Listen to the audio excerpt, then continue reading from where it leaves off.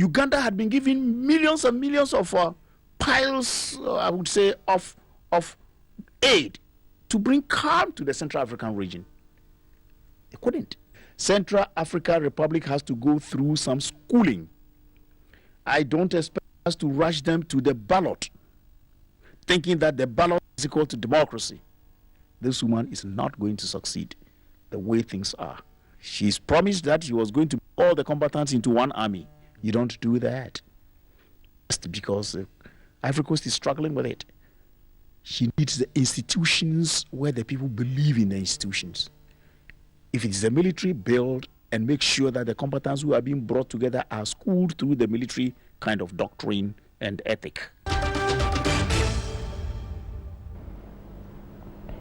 Okay, that's Dr. Vlad mentioned, and so for you over there. Now we're joined on the line by international news analyst Ibrahim Irbad.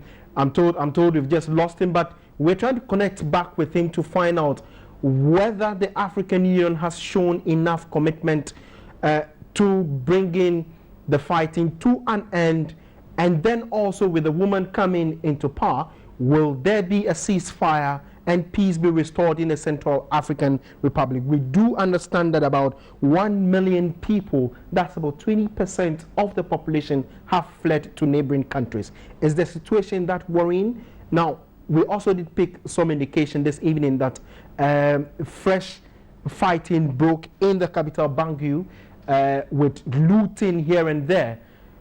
Has it escalated? We're trying to make contact with the international news analyst Ibrahim Irbad. Good evening, Ibrahim. Are you there? Good evening, Komla. Okay, thanks for joining us on News at 10. Now, about 1 million people representing 20% of the population have fled. Has the African Union shown enough commitment to ending the fight in the Central African Republic? I think, Komla, it's quite unfortunate that the situation in the CAR has become quite tumultuous, and the country is now teetering on the brink of genocide. I agree with the doctor who mentioned that sometimes the international community rushes countries into going to the polls. Living in a fool's paradise that for as long as we carry out elections, then that will bring peace to the country.